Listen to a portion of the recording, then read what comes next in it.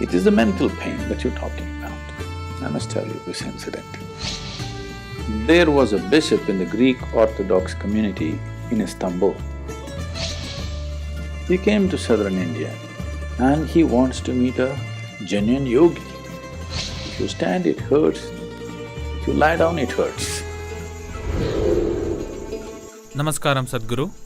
They say pain is an inevitable part of life. Is that so? This happened in 1924.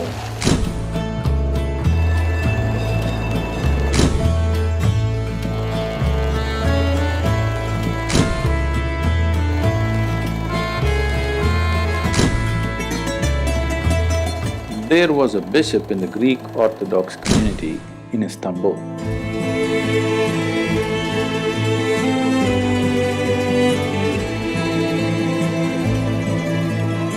Being on the Silk Route from India, many mystical stories of yogis and mystics and miraculous things have been wafting across the Bosphorus for centuries. So always this bishop has been wanting to go to India and meet a mystic or a yogi. Well, it never happened because being a man of cloth, he could not decide where he goes. But after semi-retired, he got an opportunity to go to southern India.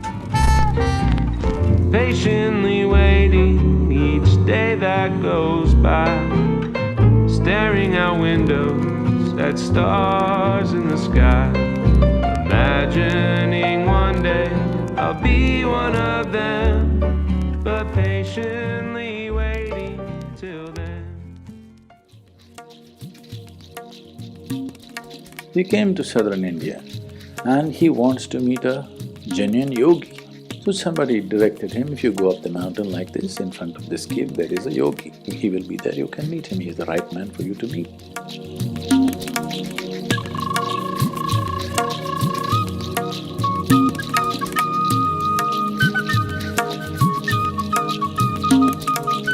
So our man set forth on the mountain.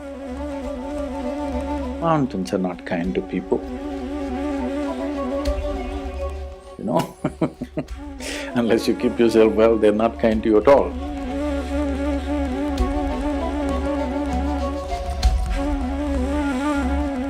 So he huffed and puffed and went up.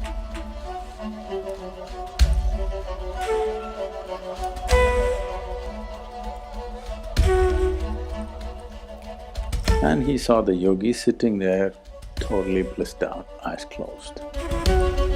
People had told him, if you see an Indian yogi, you have to prostrate, but his physical form wouldn't allow that. With great difficulty he went down, and in great commotion he was getting up. Hearing all this commotion, the yogi opened his eyes and smiled. So the bishop asked, "Can I ask you a question?" The yogi said, "By all means." So he asked, "What is life?" The yogi went into raptures and said, "Life is like the fragrance of jasmine upon the spring breeze." The man blinked, said, "What? Life, fragrance of jasmine upon gentle spring breeze? But my teacher told me, life is like a thorn. Once it gets into you, if you sit, it hurts. If you stand, it hurts. If you lie down, it hurts. And you are saying life is like the fragrance of a jasmine upon gentle spring breeze.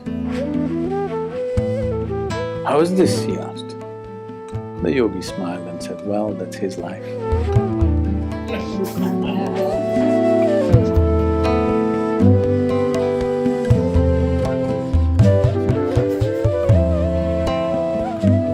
So physical pain. There's physical pain and mental pain. Unless there is grievous injury or an ailment, generally there is not much physical pain.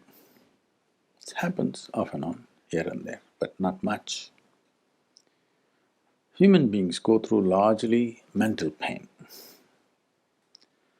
If physical pain happens, we just have to distance ourselves. If we sit here, something pokes us, we don't sit there again, we sit elsewhere.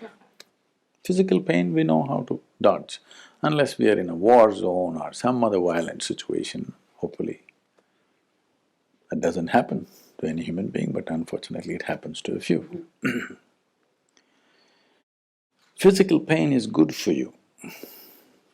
I know that's not a popular statement, but why I'm saying this is, if there was no physical pain in your body, most people wouldn't even know how to preserve this body. See, wherever there is no pain in your body, see what all we have done to it. To this one, see what all we have done. Why? Only because there is no pain, isn't it? If there was no pain in your nose, in the name of fashion, in how many ways you would have cut it by now? Even though there is pain, there are 25 piercings in the face. Many people are going around with a lot, though there is pain. If there was no pain at all in the body, it would be fashionable to pull out your intestine and put it over your shoulder and walk. They would have done all kinds of things, isn't it? So pain is good, because if there is no pain, there's not enough sense in most human beings even to physically preserve themselves. They would have done all kinds of things. So physical pain, we know how to handle, unless it goes beyond a certain point.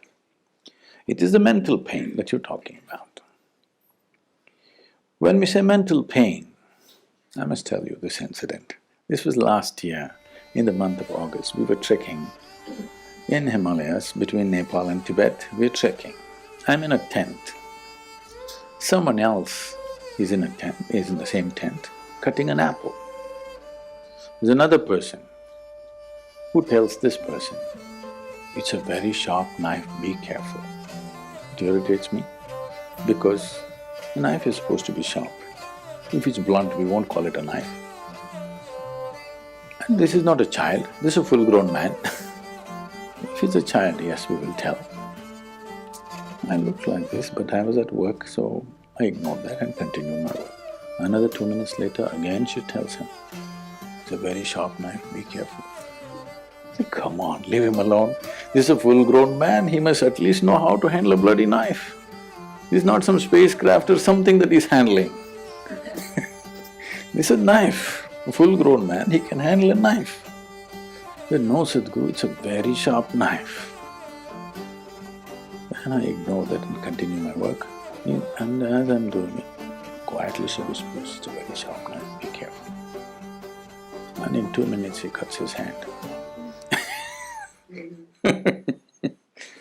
So, okay. It looks like she knows she's going to cut his hand. I left it there. Why I'm telling you this is all that's happened to you. If we were like any other creature, without the intellect that you carry right now, the nature of the intellect is it must be sharp. If it's not sharp, it's no good. Yes or no? Right now the problem is, you have a sharp knife in your hand, but you don't have a steady hand. You all the time poking yourself. If you had the mind of a wild boar, I don't think you would be so hurt unless you were shot. Because you have the intellect of a human being, which is sharp, and your hand is not steady, every day you're cutting yourself for some reason. Whatever, pain or pleasure within you, happens only from within you, isn't it so? At least what happens from within you must happen the way you want it, isn't it? No? What happens in the world, see, we cannot control it. What happens within you must happen the way you want it, isn't it? If your mind took instructions from you, would you cause pain or joy for yourself? What would you cause? Please make a choice, I'm going to bless you. Joy, of course. So, the problem is not about pain, the problem is you have a complex computer, all right? But you have not read the user's manual. That's the whole problem. If your mind took instructions from you, for sure you would keep yourself in the highest level of pleasantness, yes? What is your choice for yourself? Highest level of pleasantness, at least for yourself. What you want for your neighbor may be debatable, but what you want for yourself is very clear, isn't it? It's not happening not because of something gone wrong in your life. It's just that your mind does not take instructions from you. It's as simple as that.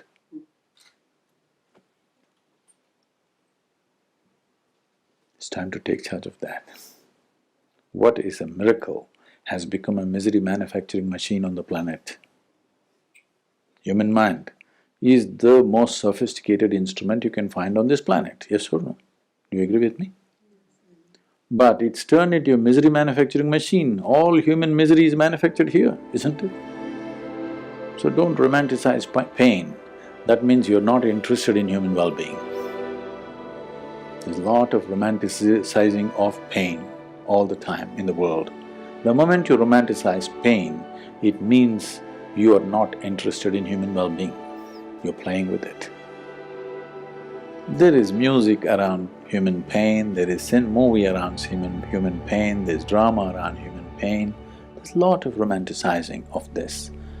Because whatever is the condition of the people, in some way they have to eulogize that.